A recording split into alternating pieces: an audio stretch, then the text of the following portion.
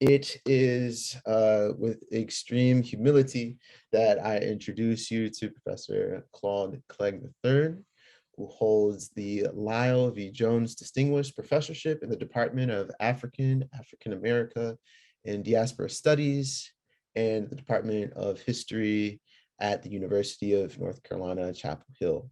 Professor Clegg is the author of 3 previous books, including The Price of Liberty, African Americans in the Making of Liberia, An Original Man, The Life and Times of Elijah Muhammad, and Troubled Ground, A Tale of Murder, Lynching, and Reckoning in the New South.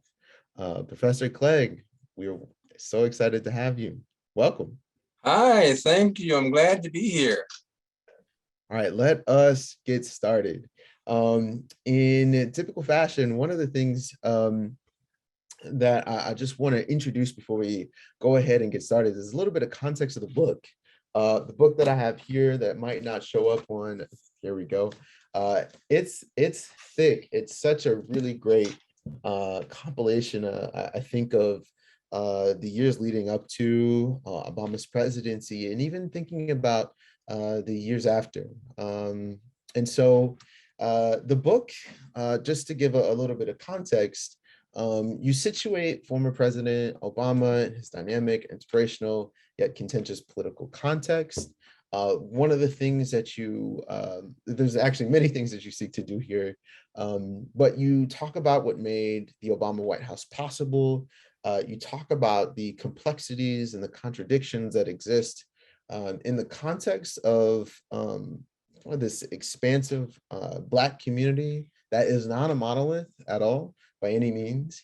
And then you talk about the implications, the legacy of an Obama presidency.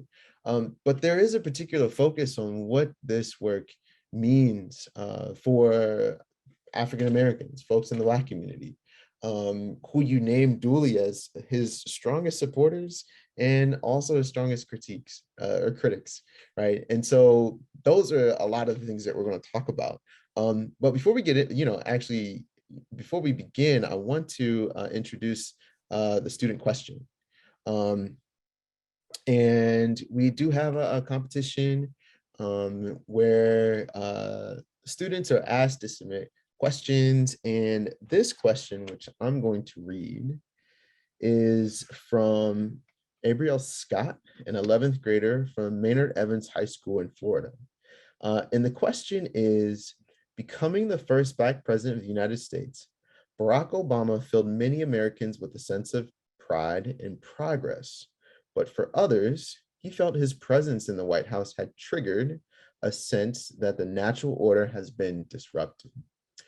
Through the years of his presidency, what unique challenges marked him as an individual and his presidency? That's a great question. And at the center of the book, the core of the book, are several tensions, actually. And one tension is this notion of a Black president versus a president who happens to be Black. And going back to what you said, Corey, in that very nice introduction, the sort of rich, diverse range of people, experiences, values, and so forth within the Black community itself and within the larger American community. So those are core things of the book. There's a chapter in the book called Man on a Tightrope.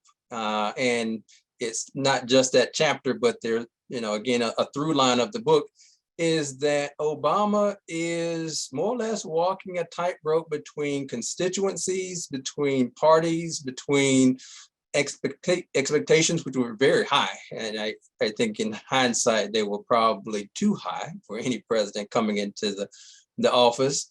And of course, as the first African-American president, there's that going on as well. That is, how does race shape, give texture to, complicate his presidency in ways that his 43 predecessors in the office didn't really have to deal with in the way that he had to deal with it.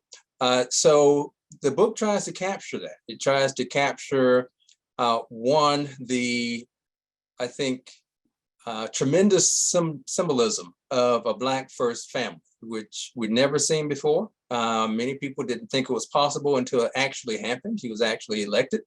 Not only getting elected, but he was in the office for 8 years. So we have a whole generation of Americans who are born and come of age during this time of a Black first family and a Black presidency. And I don't think that we as a country have wholly digested what that means for that generation of people for whom it was normal for them. And when they came of age and realized, who was in the White House, there was this guy, Barack Obama, his family. But those of us who've lived longer and have a longer view knew it was very not normal for us to have an African-American family, first family in the White House, and certainly for this person to be able to win 2 terms. That was just an extraordinary thing to happen. As the student questioner was saying, there is the darker side to that. That is, having Barack Obama as the first African-American president and the first Black family and so forth triggers a lot of people. For the duration of the 8 years, there were a lot of people who did not reconcile themselves with the fact that there was a Black man in the highest office in the land, and would not reconcile themselves with that.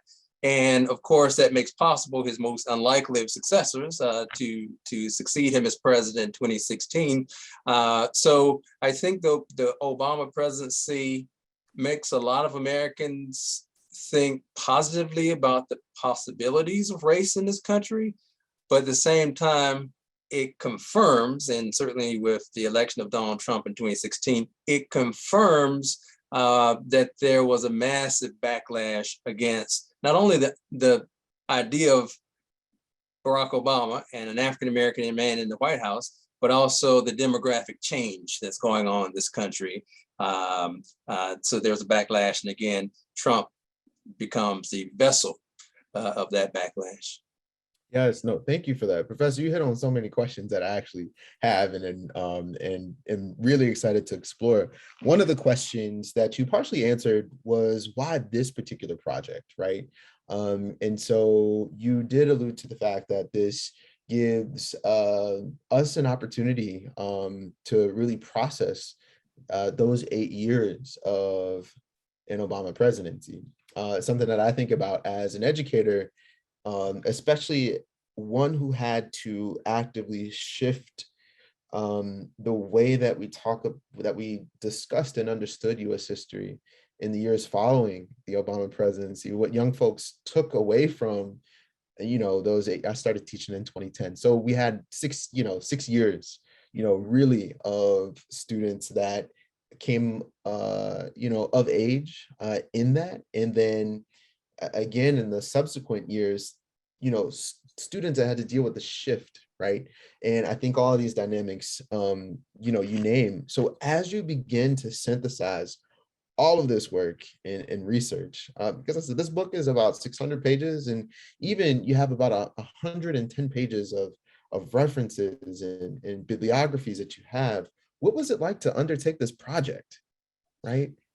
Yeah, it's a great question. So I can remember following the 2008 Democratic presidential primaries, just bated breath, and I think millions of people in the country, with Senator Barack Obama versus Senator Hillary Rodham Clinton from New York, and they're pretty evenly matched, and they were going back and forth with one wins this state, another wins that state. So I knew that we were looking at something historic. That is, either the Democratic candidate for president is going to be an African-American man or it's going to be a woman, and either outcome would have been historic.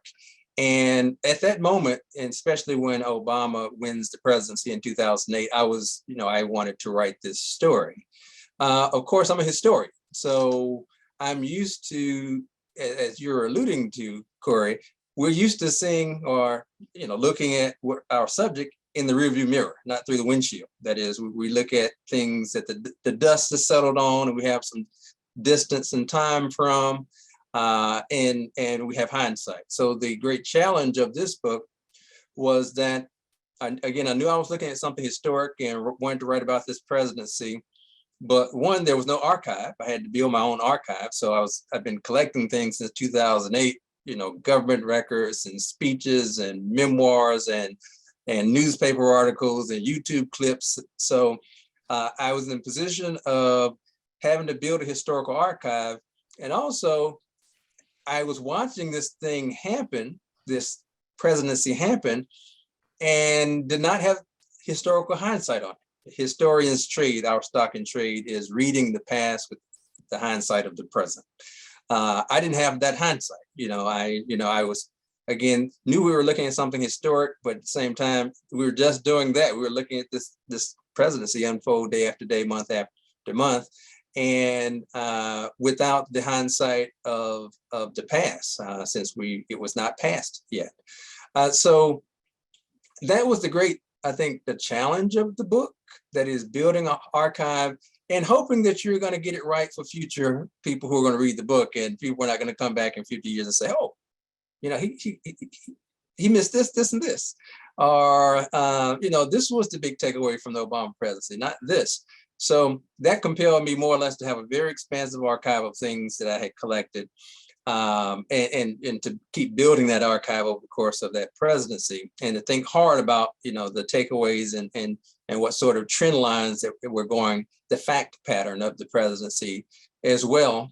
And of course, every generation writes its own history, so we're going to get Obama books, for generations out from now, and they'll look at my work and they'll say, okay, this is good, this is useful and so forth, or this is a blind spot and so forth. That's how the historical record operates. But my hope is that people will see this book for what it is. It is the first full-length or take on the Obama presidency and its context. Historians are all about context. So it's not just his presidency, but it's his early life before the presidency. And then it covers, after his presidency, the 4 years of the Trump presidency up until the insurrection and January 6th of this year and Joe Biden's inauguration. So it's Obama within his context and within historical context. And again, marshaling again, a broad array of materials, interviews, and a lot of other things to give us clear picture of his presidency and the times in which his presidency, the political culture in which his presidency is operating, as we can get 5 years out. Yeah, thank you for that. So it's really like 12 years in the making. And as you mentioned, you were building your own historical archives. Something that I wanted to share with you. Back in 2008, I was actually studying abroad and traveling the night of the election. Oh, and this is not going to show up. I see it, yes. German newspaper that actually has, former President Barack Obama and First Lady Michelle Obama on the front. It gave an opportunity for me at that point. That was my first time out of the country, to think about the United States truthfully in a global context. And there are moments within your book that you do that, particularly within the context of the Black diaspora, right? And I'm wondering if you could talk more so about that. You write specifically about the multiplicities of like understanding Blackness, not just in the context of the United States, but also globally. And I'm wondering if you could talk more about why you decided to feature those stories and narratives as part of Obama's history. I mean, there's obvious reasons, but. Great. Thank you for that. So there's a whole chapter called "The Blood of Africa." It's from a quote of Obama. He once said, "The blood of Africa is in me." He was talking to a crowd of African leaders, and his story it's an American story, but also it is a global story. His father was born in at the time, British colony of Kenya. And he comes to Hawaii, and that's where he meets his mother, who was from Kansas, and by way of, she's also from a lot of different places. Her family sort of bounced around and finally wound up in Hawaii. So his parents meet as University of Hawaii students. Barack Obama himself writes about going as a young man and visiting his relatives in Kenya. He lives in Indonesia for a while. So his story is a global story. It's a diasporic story. It's a story of Kenya, and it's a story of Hawaii, and it's a story of Indonesia and life there, and then south side of Chicago and New York, where he goes to school, and Harvard and so forth. So I had to position him within this sort of larger understanding of race in a global context. But also his presidency is engaged with these other places, Africa, Haiti, Cuba, Brazil, that have their own impressions of what it means to deal with an African American in the office of U.S. president. And Obama himself is projecting, himself as U.S. president, who happens to be Black, and perhaps has an inside track sometimes with dealing with other Black people around the or nations and heads of state around the world. When he comes into office, the expectations in a number of African countries that were polled were off the charts, as they were, I think, here. They were too high. And, he's polling like 70s, 80s, 90%, in selected African countries. Those expectations come down when it becomes clear that this guy is positioning himself as kind of a traditional American president. He is not positioning himself as the Black president or the African-American president or the diaspora president. He's positioning himself as a US president who's going to engage the world with US interests first and foremost in mind. And again, I think that lowers some of the expectations that he was going to go out of his way to be helpful to, he does have an Africa policy, and he does get some things done. For example, there's a Ebola outbreak in his second term in Liberia and West Africa. And he sends millions of dollars in aid and American medical and military personnel there. The country of South Sudan is created during his time as president, and millions upon billions of dollars are poured into trying to get that new country on its feet. That's at best a mixed picture, mixed success, and that might be too generous. So he doesn't have an Africa policy,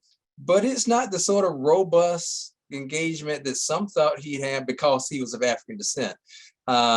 When there's a earthquake in the country of Haiti in 2010, there's an American response. I think it was a very successful, generous response, but of course there's ongoing trouble and turmoil, unfortunately, in that country. So I think he is on the tightrope. And if you can think of the background noise, Donald Trump is coming into view as this guy that's saying, Obama wasn't born here. He was born in Africa. He's not legitimately an American president, and that's catching on in quarters of the conservative political community and the Republican Party. So I think that makes Obama even more careful not to give any sort of full embrace of, let's say, African countries or countries in the Caribbean that have Black majorities and so forth. So I think his whatever enthusiasm he might have had for going the extra mile to help Black majority countries is tempered by a brewing backlash against that idea of a president going out of his way to help Africans or Black people around the globe, and the idea that in the Oval Office itself you have a person of African descent. So I think there's a good amount of disappointment when it comes to Africans and others who thought that he would do more. But I think at the same time, there was the expectations were just way too high. The United States itself was coming out of the Great Recession, this economic catastrophe. We were in two wars, at least two wars during the duration of the Obama presidency. So to expect a lot of attention to Africa or wherever else probably was too high an expectation. And again, given the brewing backlash against him, against his policies and so forth in the Congress, which his party loses control of in the 2010 election, probably was in hindsight a bit too much of an ask to imagine that he was going to pay an inordinate amount of time on the problems of Africans and African countries or Caribbean countries and so forth. Yeah, thank you for that. Okay, so my time is coming slowly well, actually quickly to a close, there's a couple things I want to ask, and I want to be intentional. Um, Thinking about this book, this project, The President is Black, given that we have never in the history of the United States had an experience like that. You and I are sitting and having this conversation right now as Black men. And so one of the things that I'm wondering about with respect to this project is, what messages do you have for Black folk in this work? What are some of the ways that you want to engage with us about Obama's history? Oh, that's a wonderful question. I think one of the big takeaways from the book is just the diversity of people of African descent in this country and in the world, in regard to their experiences, in regard to class, in regard to educational status, gender and sexuality and region and so forth. Just the wide range of people in this country of African descent, and the fact that they are coming from all kinds of walks of life. And so the book is an optic for seeing that. Although Obama during the 2008 election, he gets like 96% of the Black vote, and gets reelected with 93% of the Black vote. So one just looking at the surface would say, well, they're all the same. They're just going to vote for whoever the Democratic candidate is. If you peel that back, again, you see all sorts of reactions to his presidency. Even though people tend to vote in a certain way, you see, for example, a religious community that takes him to task for embracing abortion rights or embracing marriage equality. You see Black academics who very loudly are saying, this guy is not doing enough for the poor. This guy's a neoliberal. We have problems with his drone policy, using unarmed or unmanned aircraft to target American enemies abroad. You look at Black conservatives who are actually running against him, like Herman Cain, Black conservative who runs for the Republican nomination in 2012, who has all sort of colorful things to say about Obama as well.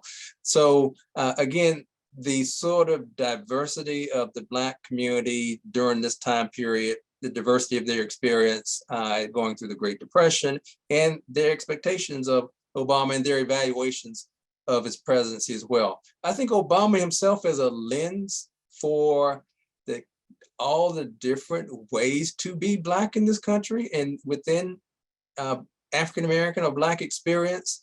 He's a guy who is more or less raised by his grandparents. His father's not there. So it's a particular kind of background narrative that I think he uses to connect to African-American men by saying, I experienced, not having a father in the home and so forth. There are a number of folks who don't appreciate his sort of lecturing about fatherhood and so forth, and Black men needing to be better fathers and so forth. But he believed he had claimed the right to, as someone who grew up without the father in the household, to be able to speak on this subject. He is a community organizer on the south side of Chicago during the 80s, which is a certain kind of experience that I think anchors him within a Black identity in ways that could never have happened in Hawaii.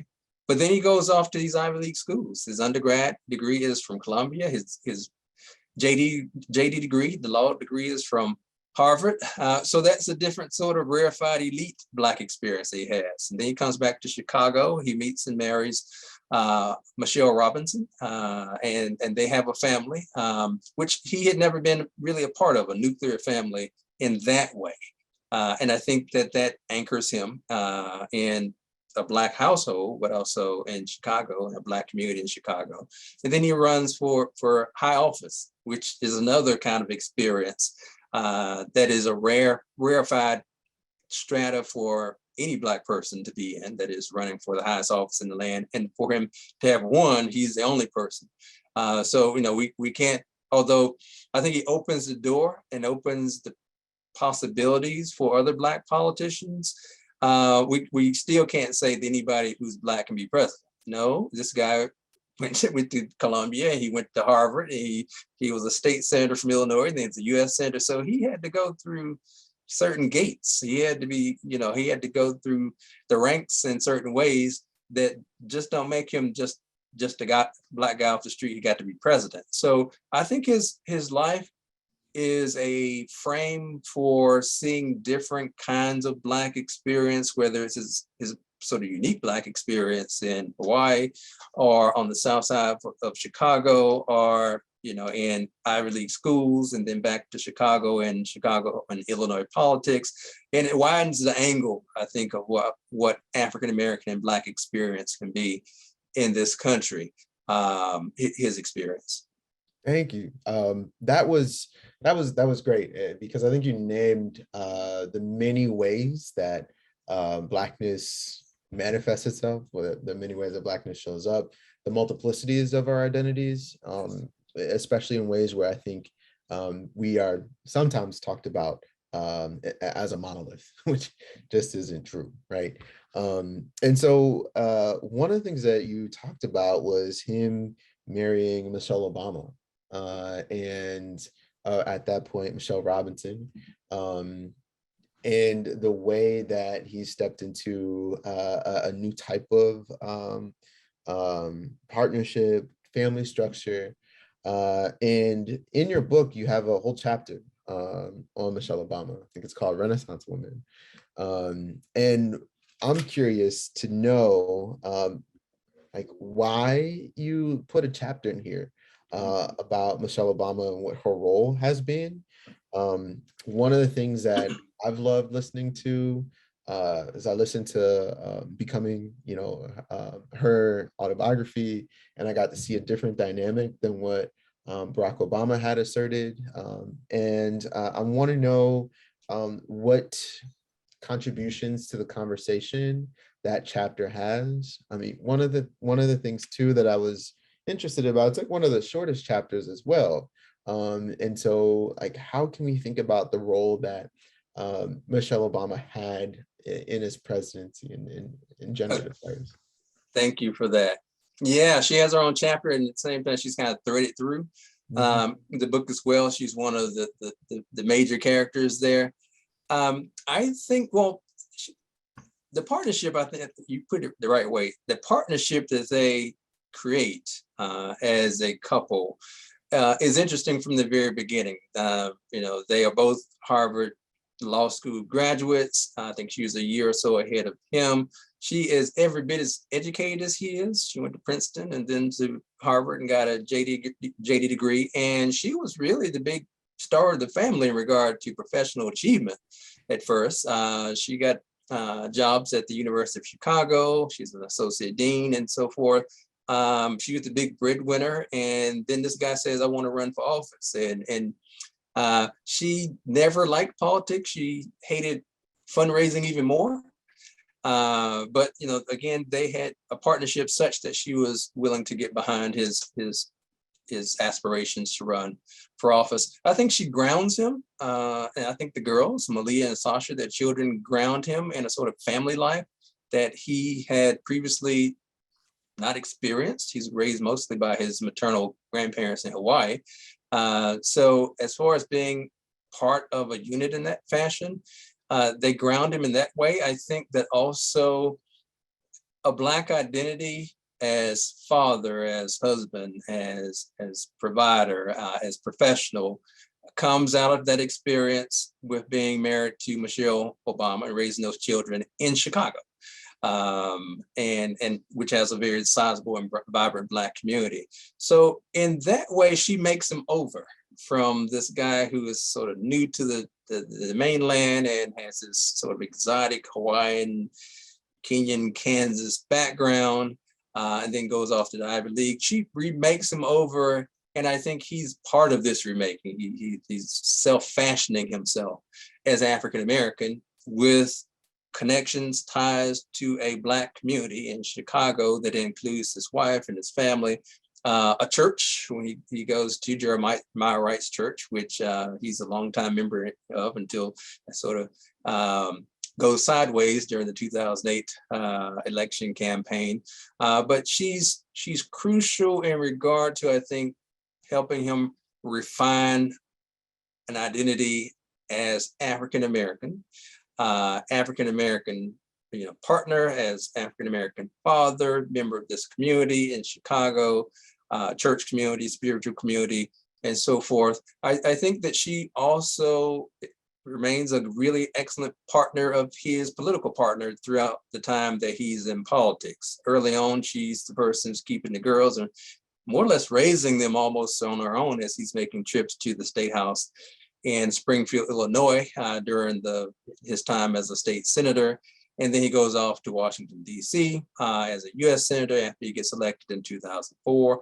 Then he runs for president in 2008. So she's anchoring that family and providing a certain sort of stability at some cost to herself. She has to put her own professional career on the back burner. Again, she was probably more accomplished than he was before he runs for high office in terms of working for the University of Chicago and rising in the ranks of the administration there. I think that she plays a very important role as First Lady in the White House, and so far as having her own agenda in regard to pushing better eating and better nutrition for Americans. And she also has a program that is targeting veterans and so forth. So she remains her sort of own person in the White House while being supportive of the president. She's one of the, if not the most well-trained and educated of first ladies that we've had, but she's walking the tightrope with him. So she's making sure that sort of the angry Black woman stereotype can't be easily pinned on her, as he's doing the same thing, even though during their White House years, there would have been plenty of things that both of them could have gotten angry about. So there's a certain sort of performance of heteronormity in regard to performance of what a nuclear family looks like in this country, performance of tradition, which I think is designed to project stability, of course, and tradition, but also to say this Black nuclear family with these lovely kids and so forth is normal, or at least is conventional, it's not threatening and so forth. So she's a part of that performance that Obama and I'd say the girls are part of in regarding to projecting this sort of heteronormative nuclear family in the White House that's conventional and relatable to middle class, upper class of Americans that just happens to be Black. Thank you. All right, so I have my last question, and it's kind of complex because it's bringing in a couple of things. The first thing is that I want to acknowledge that as a U.S. history teacher, oftentimes we are, it's a struggle for us to get to the present. And even in the way that the College Board frames our work around teaching U.S. history, 1980s to the present, which is 40 years, is one period in time. And I think is actually one of the most least understood times. So thinking about your work, you give us a lot of context about Obama's presidency, but also this current context too. And I want to read a couple of things just so folks can get some insight from the book. In a chapter called Pitchforks, Daggers, and Carnival Barkers, you discuss that Obama would acknowledge that he was wrong in his assumptions that the GOP would decide to work with him in 2008. And you also talk about, there's a quote that you have from Obama that says, "I do think that there has been a degree of venom and viciousness and anger that has been unleashed in our national politics that is quantitatively different in at least our modern history." And that's from a September 2016 interview. As you're talking about Trump's legacy, one of the things that you say is that Trump was entirely a creature of a Republican Party that for at least a generation cultivated bigotry, anti-immigrant passions, Islamophobia, and other ugliness for the sake of political gain.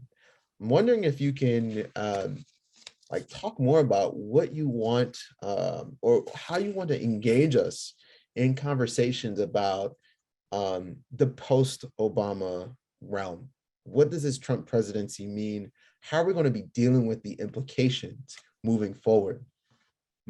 Okay, another great question. And a complex one because we're still watching this unfold.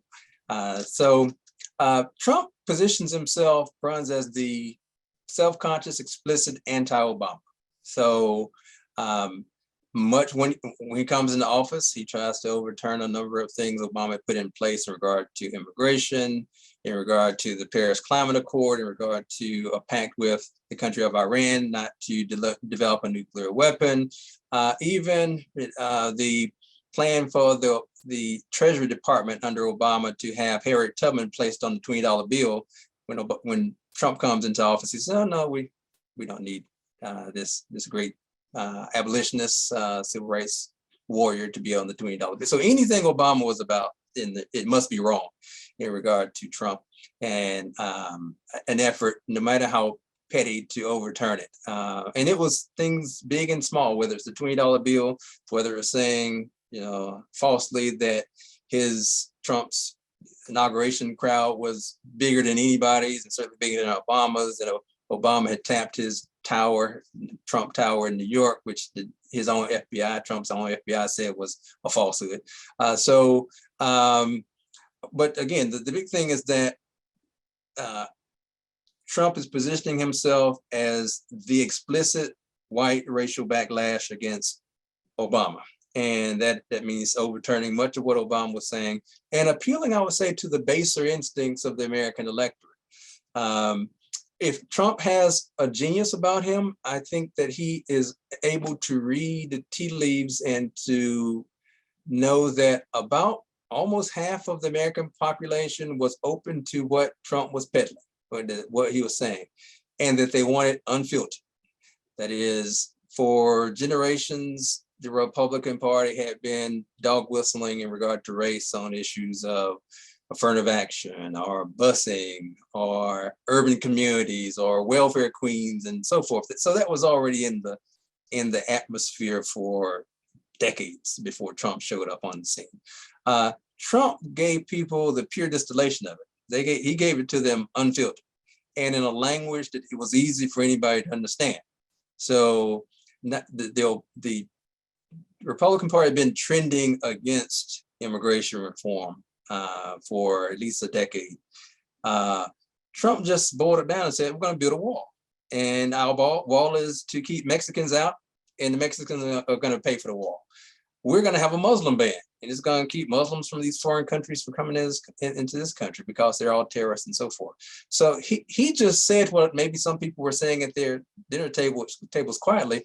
Trump just said it, and he said it in soundbite language, and that no one could mistake and not understand what he was saying. And I think, to the surprise of many, roughly half of the electorate was prepared to hear this and to vote for him as the vessel for it. As flawed a vessel as he was, the fact that he had never held any sort of political office, a string of bankruptcies behind him, failed marriages and so forth. But this particular message, even coming from that particularly flawed and inexperienced messenger, resonated with 45, 47% of the electorate who would go out and vote for him in 2016. So yeah, Trump he's not the origins of nativism, xenophobia, Islamophobia, racism in this country and so forth. That stuff was already in the American body politics bloodstream. He's able to draw it out as and weaponize it and say that I alone, can fix everything that's wrong. And these simplistic policies, build a wall, Muslim ban, voter suppression and so forth, that'll make us great again.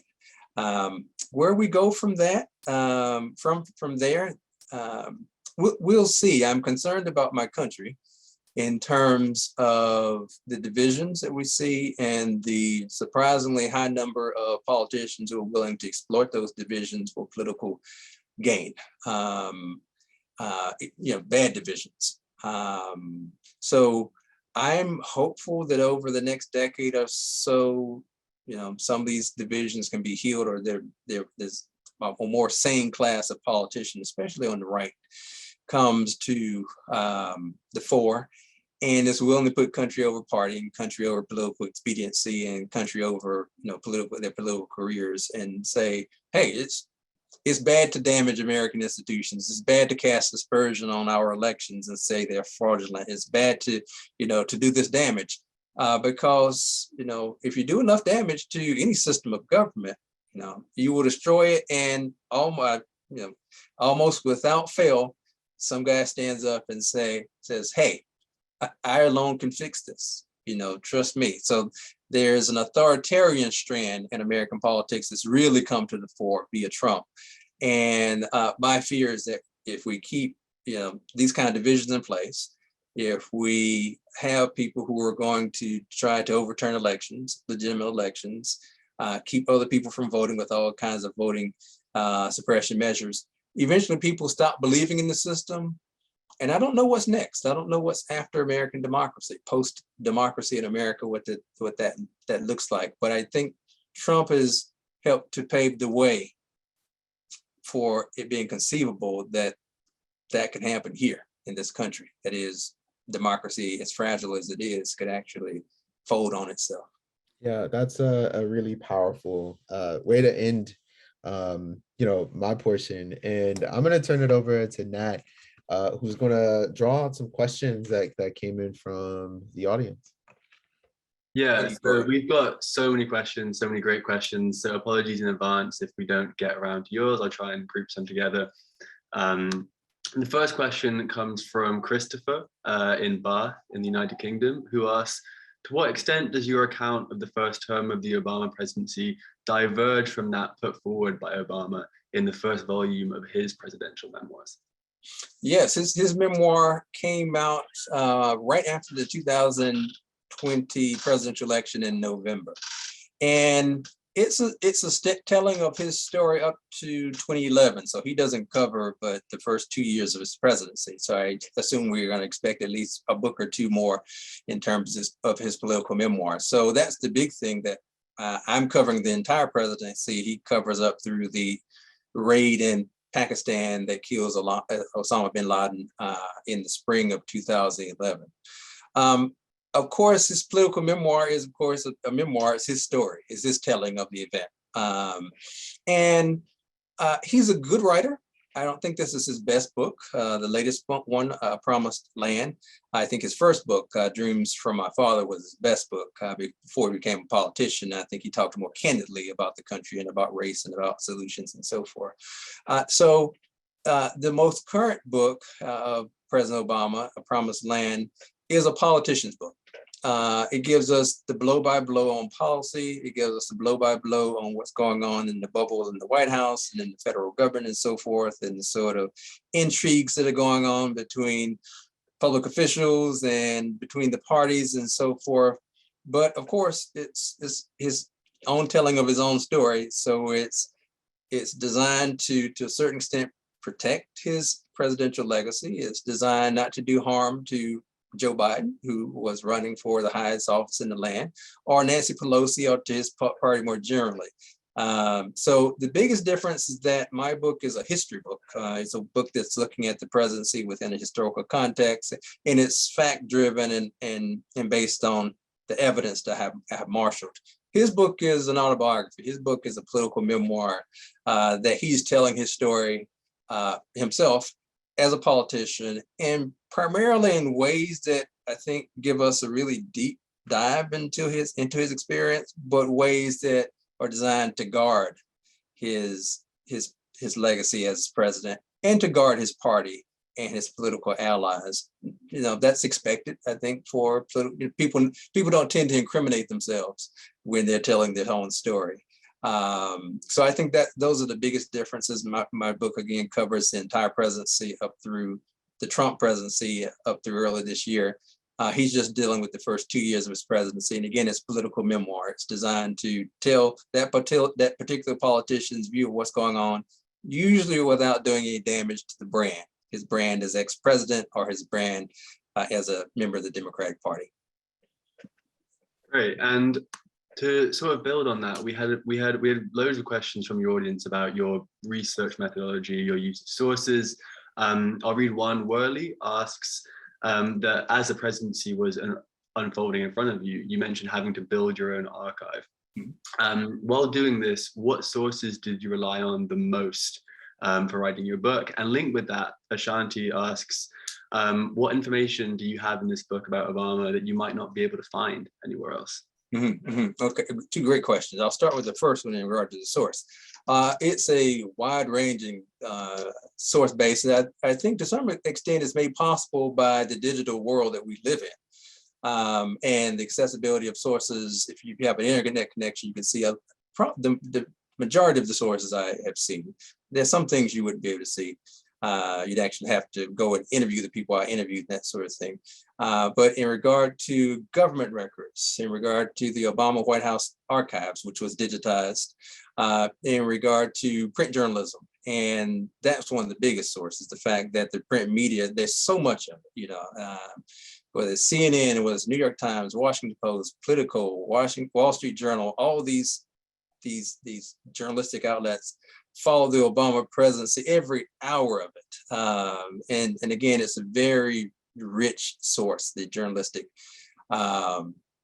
sources on the Obama administration.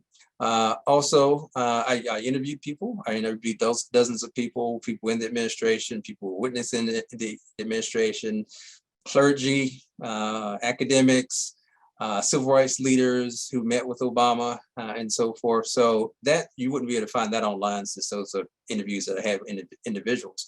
But that adds a sort of a more personal layer to it, because these are people who actually, in most cases, they knew him and worked with him, and they met with him in the Oval Office and so forth. Of course, there are video archives, whether they're created by the White House and posted on the White House website. YouTube, of course, is a very deep treasure trove of videos in regard to the Obama presidency. Radio interviews of Obama and various other kinds of interviews were helpful. Memoirs, his own books, but also all the people who were in his administration who came out later and wrote books and articles and so forth. And then other books by other scholars were helpful in regard to helping to flesh out the context and help me build upon what other scholars had already said. So it's a sort of rich range of government records and journalism and interviews and memoir and so forth that the book is built upon. That second question from Ashante, would you, Nat, remind me of that second question? I think you answered it. It was about what you'd be able to find in your work that you wouldn't elsewhere. Okay. So if there's one particular thing maybe you wanted to mention, but I think you effectively answered it. Yeah, you wouldn't find, again, the interviews that I've had with people. We could go interview those same people if they'd be open to it, but some of the interviews with folks add, I think, another layer of color to it, such as the head of the NAACP at the time. His name was Cornell Williams Brooks, and what it was like to be in the White House with Obama during a meeting, and how he led a meeting. And what sort of cultural signifying you might see in one of those meetings from this Black guy who's in the presidency to this Black guy who's the head of the nation's oldest civil rights organization, NAACP. So I have a number of those stories in the book that you wouldn't be able to find anywhere else, among a number of other rich sources that brought to bear to write the story that I have written. One thing I think I definitely want to touch on is your reflections on democracy and American democracy in a post-Obama age. I think are particularly poignant because of his own belief in the US's democratic system. And so Noeli asks, as a young man, Obama had a complex view of America informed by his sense of idealism. Even after a career in politics, he still believes in America's promise. What parts of his upbringing do you believe form this belief? And how does he view that promise today, even on the other side of his presidency? He remains optimistic. If we take him at his word in his last book, A Promised Land, he talks in the same sort of hope and change, yes we can language of his 2008 campaign. I think that's partly who he is, and certainly who he is as a public persona, just this optimism and so forth. The whole promise of Barack Obama as a presidential candidate in 2008 was the optimism. That is, this guy is going to bring us out of the Great Recession that we've fallen into. He's going to get us out of these wars we're in. He's going to take us out of the dark days of the last months of the Bush administration, which plummeted into, again, a deep recession, the worst of which we hadn't seen anything like that since the Great Depression. And he was going to make us think more positively about race. He wasn't going to take us to this post-racial nirvana, which he himself said was, his election was not going to take America into this post-racial period in which race didn't matter anymore. But I think he did want to take the country into this sort of post-partisan moment, in which, in the throes of this great recession that's unfolding and all this economic destruction that's happening in the country, in the midst of these two wars going on in Afghanistan and Iraq, which are not going well, the two parties would be true patriots, and they put aside their ideological and policy differences, and they pull together from the middle and pull the country up out of this great recession and out of these wars and out of these dark times. So in hindsight, he was too optimistic about that. I think he misjudged the nature of the resistance that he was going to face in the Republican Party, and that they were not going to be good faith partners in pulling the country out of the Great Depression or Great Recession.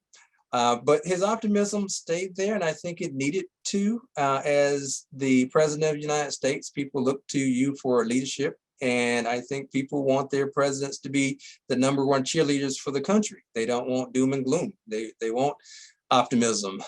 They want presidents to point the way out of a bad situation. And I think the best presidents, whether it's Lincoln at Gettysburg in 1863, 1864, going there in this vast graveyard where this horrible battle had just taken place, and he says to those gathered that there'll be a new birth of freedom, that government of the people, by the people, and for the people shall not perish from this earth.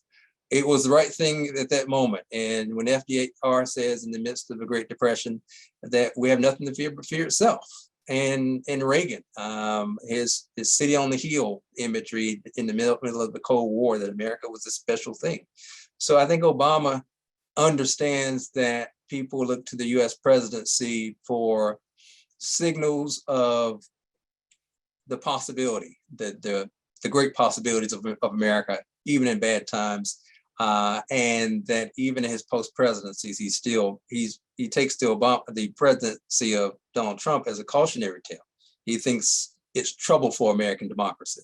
But he believes in American democracy, if we pull together and we note, the sort of brush with maybe a near fatal situation in regard to the presidency of Donald Trump, and how it really was a stress test for American democracy, that good people on all sides of the political spectrum will come together and take the country into a better direction. One thing you mentioned a lot in your talk today was sort of about Obama's cultivation of his own image, and how he wrapped that into his vision for America. And Jacqueline asks quite a complex question on whether you think that the fact that Obama did not have the slave narrative as part of his own personal history and part of the story that he told about himself, whether this made him more palatable to Americans, perhaps white Americans, perhaps Black Americans, perhaps all Americans, how sort of what impact that is his perception. I that's a great question. It is a complicated question because it gets to the question of identity, and identity is always something that's in the making and incomplete and so forth. And it can be malleable and shaped by the person that we're talking about, but also outside forces shape a person's identity. These external forces shape a person, what they are and what they can be and how they perceive themselves.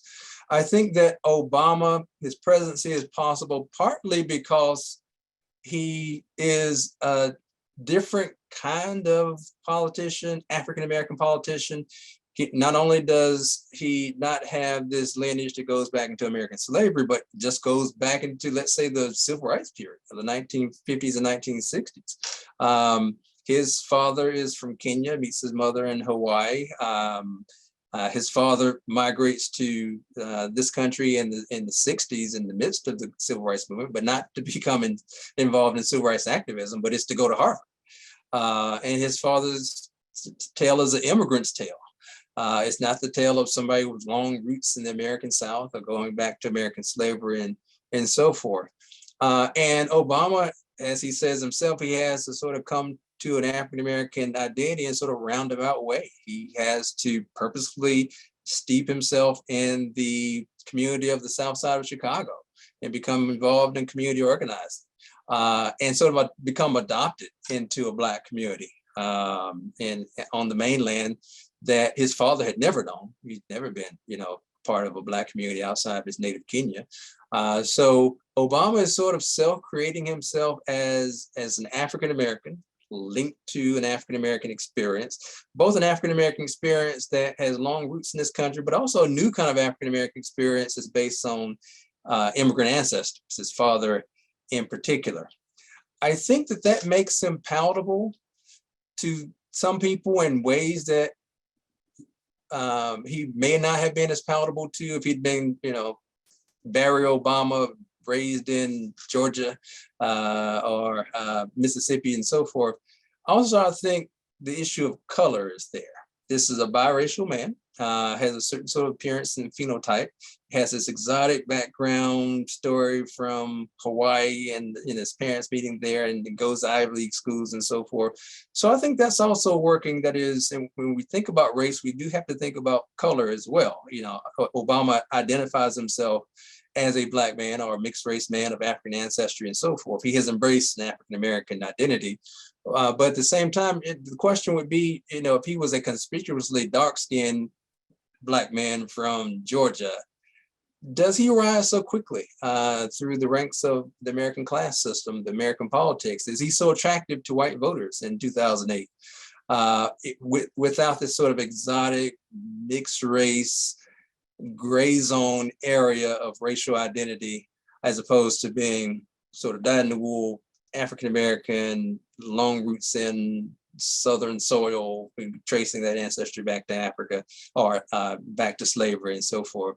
I don't know. I don't think it would work in quite the same way. I don't think he's appealing or attractive to folks in quite the same way without the sort of exotic mixed race immigrant story through his father tale that he can tell, and then to be able to connect to the white side of his family and tell a narrative about his mother being born in Kansas and his grandfather being in Patton's army in World War II and having ancestry in Ireland and so forth. And he's able to package this, and his campaign is able to package this in ways that I think are designed to appeal broadly to Americans. And I think they successfully do that, but it raises the question of the kind of identity is necessary for a Black person to have to be palatable in the ways that Obama was palatable. That is, could he have been, sort of the typical African-American, born here, parents are born here, great grandparents are born here, can trace this through slavery and so forth, and they don't have this sort of exotic background, mixed race background that he has. Wow. Professor Clegg, thank you so much for answering, for engaging with us, for spending 12 plus years to generate this work, and for the lasting legacies that we'll have. I really think that you set a foundation for folks to really think about the Obama presidency. So thank you. Kudos to you. Thank you. Thank you. All right. And as we come to a close, good people, here's what we have to share with GLI. First is about the student question competition. This is a chance for middle and high school students to win a $50 gift certificate for use in the Gilder Lehrman gift shop. Submit a question for the historian being featured on the book breaks using the Google form. The winning question will be announced and asked on the program. You and your teacher, so this is a caveat for the teachers out there too, to go in and publicize this, will win a $50 gift certificate for use in the GLI gift shop. And there's a lot of really great merchandise that you can purchase there. What's next? Please check out the Gilder Lehrman bookshop at bookshop.org. You can purchase a copy of this book.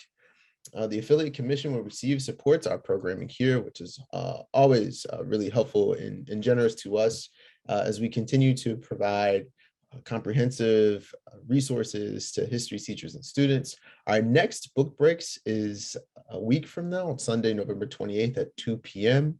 Bruce Levine will be here discussing his book, Thaddeus Stevens, Civil War Revolutionary, Fighter for Racial Justice. And of course, if you have any questions or concerns, you can visit the gilderlehrman.org website for documents, essays, digital exhibitions, the Hamilton Education Program, and much more. Thank you, everyone, for tuning in to this edition of Book Breaks. See you soon.